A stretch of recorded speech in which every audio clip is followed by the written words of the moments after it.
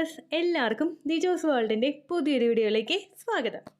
ഇന്നത്തെ വീഡിയോയിൽ ഞാൻ സംസാരിക്കുന്നത് ഗർഭിണിയുടെ ആദ്യത്തെ മാസത്തെ പറ്റിയിട്ടാണ്. പ്രഗ്നൻസിയുടെ ഫസ്റ്റ് മന്തിൽ നിങ്ങൾക്കുണ്ടാകുന്ന ലക്ഷണങ്ങൾ, നിങ്ങൾ ശ്രദ്ധിക്കേണ്ട കാര്യങ്ങൾ എന്നിവയൊക്കെ പറ്റിയിട്ടുള്ളതാണ് ഇന്നത്തെ വീഡിയോ. അപ്പോൾ നമുക്ക് വീഡിയോ സ്റ്റാർട്ട് ചെയ്യാം. പ്രഗ്നൻസിയുടെ ഫസ്റ്റ് മന്തിൽ പലർക്കും തന്നെ നോട്ടീസബിൾ ആയിട്ടുള്ള സിംറ്റംസ് ഉണ്ടായിക്കൊള്ളണമെന്നില്ല. നോട്ടീസബിൾ ആയിട്ടുള്ള സിംറ്റംസ് എന്ന് പറഞ്ഞാൽ നമ്മൾ ഉദ്ദേശിക്കുന്നത് മൂഡ് സ്വിങ്സ്, അതുപോലെ ക്രാംസ്, അബ്ഡോമൻ ക്രാംസ്, ഇങ്ങനെയുള്ള സംഭവങ്ങളൊക്കെ സ്ത്രീകൾക്ക് ഉണ്ടായിക്കൊള്ളണമെന്നില്ല.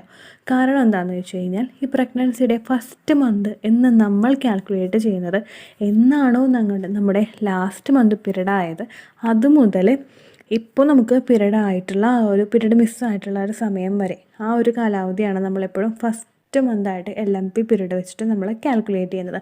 ലാസ്റ്റ് മന്ത് പീരീഡ് വെച്ചിട്ട് പിറ്റേ മാസം ആ ഒരു ദിവസം ആകുമ്പോഴുള്ള സമയമാണ് നമ്മൾ LMP പീരീഡായിട്ട് കാൽക്കുലേറ്റ് ചെയ്യുന്നത്.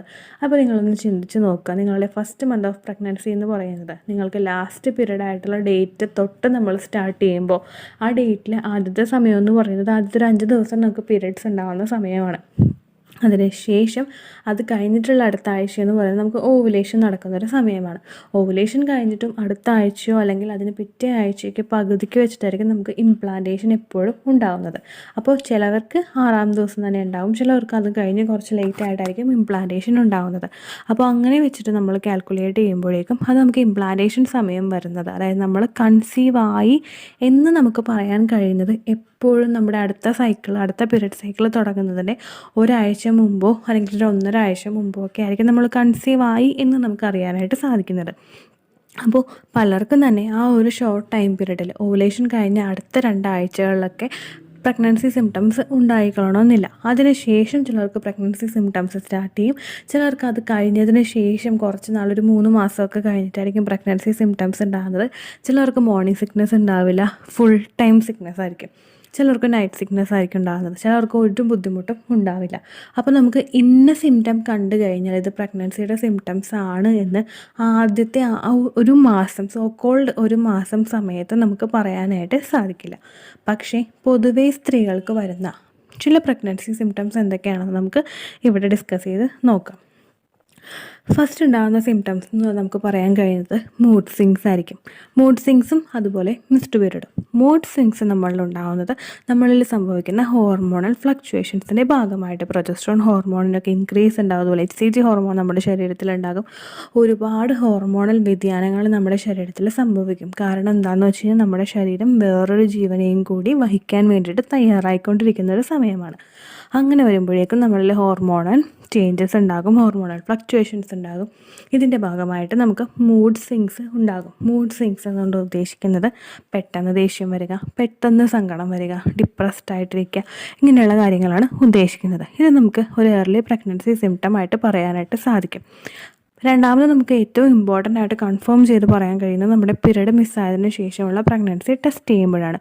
മിസ്ഡ് പീരീഡ് എല്ലാവർക്കും ഉണ്ടാവാറുണ്ട്. കാരണം ഇറഗുലർ പീരീഡ്സ് ഉള്ളവർക്കൊക്കെ കൃത്യം ആ ഒരു ഡേറ്റിൽ തന്നെ പീരീഡ്സ് ആവില്ല. അതുപോലെ PCOS ഉള്ളവർ, തൈറോയ്ഡ് ഉള്ളവർ, അതുപോലെ തന്നെ വേറെ എന്തെങ്കിലും സ്ട്രെസ്സുകൾ അനുഭവിക്കുന്നവർ, ഇങ്ങനെയുള്ളവരിലൊക്കെ കൃത്യമായിട്ടൊരു ദിവസം തന്നെ പീരീഡ് ആകുമെന്ന് പറയാനായിട്ട് സാധിക്കില്ല. അപ്പോൾ പീരീഡ് മിസ്സായതിനു ശേഷം പ്രഗ്നൻസി ടെസ്റ്റ് കിറ്റിൽ ഉപയോഗിച്ച് ആ 2 ഡാർക്ക് ലൈൻ നമുക്ക് കിട്ടിക്കഴിഞ്ഞാൽ മാത്രമേ നമ്മൾ പ്രഗ്നൻ്റ് ആണെന്ന് ഉറപ്പിച്ച് പറയാനായിട്ട് സാധിക്കുകയുള്ളൂ.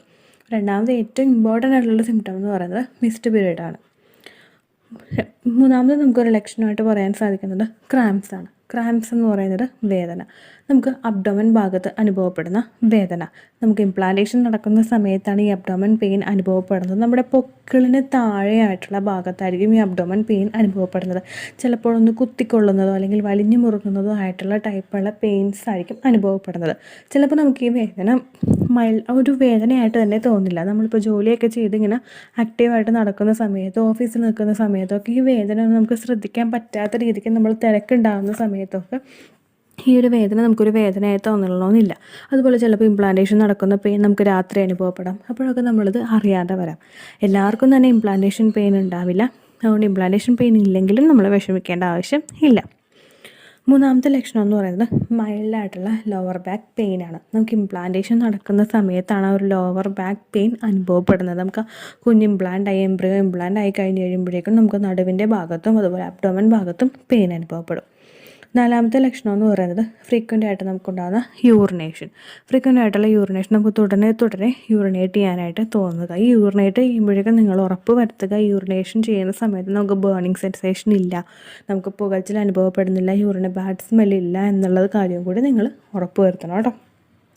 അഞ്ചാമത്തേത് നമുക്ക് പറയാം ക്ഷീണം. നമുക്ക് എപ്പോഴും നമ്മൾ ടയേർഡായിട്ട് തോന്നാം. ഭയങ്കര ആക്റ്റീവായിട്ട് ജോലി ചെയ്തിട്ടിരുന്ന ആളുകൾ പെട്ടെന്ന് ടയേർഡായി പോകുന്നത്, അതുപോലെ നമുക്ക് വൊമിറ്റിംഗ് വരുന്നത്, പിന്നെ നമുക്ക് കോൺസ്റ്റിപ്പേഷൻ അനുഭവപ്പെടുന്നത്, അതുപോലെ ഫുഡ് ക്രാവിങ്സ് വരുന്നത്, അതുപോലെ ഫുഡിന് നമുക്ക് അവേർഷൻ എന്തെങ്കിലും തോന്നുന്നത്, അതായത് നമ്മൾ കഴിച്ചുകൊണ്ടിരിക്കുന്ന ഫുഡിനോട് പെട്ടെന്ന് നമുക്കൊരു വിരക്തി അനുഭവപ്പെടുക, ഈ സ്മെല്ല് കേട്ടുകഴിഞ്ഞാൽ നമുക്ക് ഒട്ടും പറ്റില്ല, വോമിറ്റിംഗ് ടെൻഡൻസി വരിക, ഇതെല്ലാം നമുക്ക് പ്രത്യക്ഷത്തിൽ തന്നെ കണ്ടുപിടിക്കാൻ കഴിയുന്ന പ്രഗ്നൻസിയുടെ ലക്ഷണങ്ങളാണ്. അതുപോലെ തന്നെ കോൺസ്റ്റിപ്പേഷൻ ഉണ്ടാവുക. എൻ്റെ ഏർലി പ്രഗ്നൻസിയിൽ എൻ്റെ 2 കുട്ടികൾക്ക് കേട്ടോ ഈ കോൺസ്റ്റിപ്പേഷൻ ഉണ്ടായിരുന്നു. അത് ഫസ്റ്റ് തന്നെ എനിക്കത് വന്നു തുടങ്ങിയത് ഒരു ബൗൾ മൂവ്മെൻറ്റിൽ ബൗളായിട്ടുള്ള ഒരു മോഷനായിട്ടായിരുന്നു പോയിക്കൊണ്ടിരുന്നത് വെച്ചാൽ ഡാർക്ക് ഒരു കറുത്ത കളറോട് കൂടിയിട്ടുള്ള കളറിൽ കട്ടിയായിട്ടായിരുന്നു പോയിക്കൊണ്ടിരുന്നത് വെച്ചത്. അപ്പോഴേ എനിക്ക് തോന്നി, രണ്ടാമത്തെ പ്രഗ്നൻസിയിൽ എനിക്ക് തോന്നി അങ്ങനെ ഒരു വ്യത്യാസം വന്നപ്പോൾ തന്നെ ഇത് പ്രഗ്നൻ്റ് ആണല്ലോ എന്നുള്ളൊരു ചിന്തയൊക്കെ ആ സമയത്ത് എനിക്ക് വന്നിരുന്നു. അതപ്പോൾ ഒരു ഏർലി പ്രഗ്നൻസിയിൽ ഉണ്ടാകുന്ന ലക്ഷണമായിട്ട് നമുക്ക് പറയാനായിട്ട് സാധിക്കും. അപ്പോൾ ഇത്രയുമാണ് നമുക്ക് ഇമ്പോർട്ടൻ്റ് ആയിട്ടുള്ള എല്ലാവർക്കും കോമൺ ആയിട്ട് കാണുന്ന പ്രഗ്നൻസിയുടെ ലക്ഷണങ്ങൾ. ഇതിനെല്ലാത്തിനും നമുക്ക് ഫൈനലായിട്ട് പറയാൻ കഴിയുന്ന ഒരു ലക്ഷണമേ ഉള്ളൂ, പ്രഗ്നൻസി ടെസ്റ്റ് കിറ്റിലെ 2 ഡാർക്ക് ലൈൻ. അത് കിട്ടിക്കഴിഞ്ഞാൽ നമുക്ക് 100% കൺഫേം ചെയ്ത് പറയാനായിട്ട് സാധിക്കും. അപ്പോൾ ഈ ലക്ഷണങ്ങളില്ലെങ്കിൽ നിങ്ങൾ വിഷമിക്കേണ്ട, ലക്ഷണങ്ങളില്ലാതെയും ഹെൽത്തി പ്രഗ്നൻസി ഉണ്ടാവും കേട്ടോ. പിന്നെ നമുക്കിങ്ങനെയുള്ള പീരീഡ് മിസ്സായി കഴിഞ്ഞ് കഴിഞ്ഞാൽ നമ്മൾ പ്രഗ്നൻസി ടെസ്റ്റ് ചെയ്ത് നോക്കി പോസിറ്റീവ് റിസൾട്ട് കിട്ടിക്കഴിഞ്ഞാൽ ഉടനെ തന്നെ ഡോക്ടറെ കാണാനായിട്ട് ശ്രദ്ധിക്കുക. നെഗറ്റീവ് റിസൾട്ട് കണ്ടിന്യൂസ് ആയിട്ട് കിട്ടുന്നുണ്ടെങ്കിൽ പീരിയഡ്സ് കൊണ്ടുവരാനായിട്ട് നിങ്ങൾ മെഡിസിൻ എടുക്കാതിരിക്കുക. എന്തുകൊണ്ടാണ് നിങ്ങൾക്ക് ഇങ്ങനെ പീരീഡ് മിസ്സായി പോയതെന്ന് നിങ്ങൾ ഫൈൻഡ് ഔട്ട് ചെയ്യുക. HCG എടുത്ത് നോക്കുക. HCG എടുത്ത് നോക്കുമ്പോൾ കറക്റ്റ് ആ HCG ഹോർമോൺ നമ്മുടെ ശരീരത്തിൽ എത്രത്തോളം ഉണ്ടെന്ന് നമുക്ക് മനസ്സിലാക്കാനായിട്ട് സാധിക്കും. ഇതൊരു പീരീഡ് മിസ്സായി 2 ആഴ്ച അല്ലെങ്കിൽ 3 ആഴ്ച കഴിഞ്ഞിട്ട് എടുത്തു കഴിഞ്ഞാൽ 100% നമുക്ക് കൃത്യമായിട്ടുള്ള റിസൾട്ട് കിട്ടും. അതിനുശേഷം മാത്രം നിങ്ങൾ എന്തെങ്കിലും മെഡിസിൻ എടുക്കുന്നുണ്ടെങ്കിൽ അത് എടുക്കാനായിട്ട് ശ്രദ്ധിക്കുക. പിന്നെ പീരീഡ് മിസ്സായി കഴിഞ്ഞ് കഴിഞ്ഞാൽ നല്ല ന്യൂട്രീഷൻ അടങ്ങിയിട്ടുള്ള ഭക്ഷണങ്ങൾ കഴിക്കുക, ഗ്രീൻ ലീഫി വെജിറ്റബിൾസ് കഴിക്കുക, ഫ്രൂട്ട്സ് കഴിക്കുക, വിറ്റമിൻസ് കഴിക്കുക, നട്ട്സ് കഴിക്കുക, പാല് കുടിക്കുക, മുട്ട കഴിക്കുക, ഇങ്ങനെയുള്ള കാര്യങ്ങളൊക്കെ നമ്മൾ ശ്രദ്ധിക്കുക കേട്ടോ. ചെറുപയർ കഴിക്കുക. ഇതെല്ലാം കുഞ്ഞിൻ്റെ ഗ്രോത്തിനും അതുപോലെ നിങ്ങൾക്കും ഒരു ഫിറ്റായിട്ടും സ്ട്രോങ് ആയിട്ടും ഇരിക്കുന്നതിനൊക്കെ അത് സഹായിക്കും. അതുപോലെ ഡോക്ടറെ കണ്ടതിന് ശേഷം നിങ്ങൾക്ക് റെഫർ ചെയ്യുന്ന മെഡിസിൻസ് എല്ലാം കൃത്യമായിട്ട് കഴിക്കാനായിട്ട് ശ്രദ്ധിക്കുക. മെഡിസിൻസ് ഒന്നും സ്കിപ്പ് ചെയ്യാതെ ഇരിക്കുക. കാരണം ഈ ഓരോ മെഡിസിനും നമുക്ക് ഓരോ ബെനിഫിറ്റ് തരുന്ന തരത്തിലുള്ള മെഡിസിൻസാണ്. അല്ലെങ്കിൽ നമുക്ക് തുടരെ അങ്ങോട്ട് പോയി കഴിഞ്ഞാൽ കുഞ്ഞിന് ബുദ്ധിമുട്ടുകൾ ഉണ്ടാകും നമ്മൾ ഈ മെഡിസിനൊക്കെ സ്കിപ്പ് ചെയ്ത് കഴിഞ്ഞ് കഴിഞ്ഞാൽ. അപ്പോൾ കൃത്യമായിട്ട് മെഡിസിൻ കഴിക്കാനായിട്ട് നിങ്ങൾ ശ്രദ്ധിക്കുക. 4ാമത് ശ്രദ്ധിക്കേണ്ട കാര്യം വെള്ളം കുടിക്കുക. കൃത്യമായിട്ട് നമ്മളൊരു 8 ഗ്ലാസ് വെള്ളം അല്ലെങ്കിൽ ഒരു 10 ഗ്ലാസ് വെള്ളമെങ്കിലും നമ്മൾ കുടിച്ചിട്ടുണ്ട് എന്ന് നമ്മൾ ഉറപ്പ് വരുത്തുക. കാരണം ഈ ശരീരത്തിലെ ഓരോ ഭാഗത്തേക്കും വെള്ളം പമ്പ് ചെയ്ത് പോകുമ്പോഴേക്കും നമുക്ക് വേണ്ടുന്ന അത്ര ഫ്രീക്വൻറ്റ് യൂറിനേഷനൊക്കെ ആകുമ്പോൾ നമ്മൾക്ക് ഡീഹൈഡ്രേഷൻ ഉണ്ടാവാതിരിക്കാനായിട്ട് ധാരാളം വെള്ളം കുടിക്കാനായിട്ട് എപ്പോഴും ശ്രദ്ധിക്കുക കേട്ടോ. ഇത്രയേ ഉള്ളൂ വീഡിയോ. യൂസ്ഫുൾ ആയി കാണുമെന്ന് വിശ്വസിക്കുന്നു. യൂസ്ഫുൾ ആവുന്നുണ്ടെങ്കിൽ ലൈക്ക് ചെയ്യുക, ഫ്രണ്ട്സിനൊക്കെ ഷെയർ ചെയ്ത് കൊടുക്കുക കേട്ടോ. എന്തെങ്കിലും സംശയം ഉണ്ടെങ്കിൽ നിങ്ങൾ കമൻസിൽ ചോദിക്കുക. പണ്ടത്തെ വീഡിയോയ്ക്ക് കമൻസ് ഇടുന്നവർക്ക് റിപ്ലൈ ലഭിക്കുന്നില്ലെങ്കിൽ ലേറ്റസ്റ്റ് ആയിട്ട് ഞാൻ ഏത് വീഡിയോ ആണോ അപ്ലോഡ് ചെയ്യുന്നത് അതിന് താഴെ കമൻറ്റ് ഒന്ന് കോപ്പി പേസ്റ്റ് ചെയ്യാനായിട്ട് ശ്രദ്ധിക്കുക കേട്ടോ. അതുപോലെ ഓവുലേഷൻ ഡേറ്റ് കാൽക്കുലേറ്റ് ചെയ്ത് തരാനായിട്ട് റിക്വസ്റ്റ് ചെയ്യുന്ന ആളുകൾ എത്രയാണോ സൈക്കിൾ ലെങ്ത് അത് മെൻഷൻ ചെയ്യാനായിട്ട് ശ്രദ്ധിക്കുക. സൈക്കിൾ ലെങ്ത് എന്നതുകൊണ്ട് ഉദ്ദേശിച്ചത് ഓരോ മാസവും എത്ര ദിവസം കൂടുമ്പോഴാണോ ബ്ലീഡിങ് വരുന്നത് അതാണ് സൈക്കിൾ ലെങ്ത്. കഴിഞ്ഞ മാസം ഒരു 8-ാം തീയതിയാണ് ബ്ലീഡിങ് ആയതെങ്കിൽ ഈ മാസം 6-ാം തീയതിയാണ് ബ്ലീഡിങ് ആയതെങ്കിൽ കഴിഞ്ഞ മാസം 8-ാം തീയതി മുതൽ ഈ മാസം 6-ാം തീയതി വരെ എത്ര ദിവസമുണ്ടോ അത് കാലണ്ടറിൽ എണ്ണി തിട്ടപ്പെടുന്നതാണ് നിങ്ങളുടെ സൈക്കിൾ ലെങ്ത്.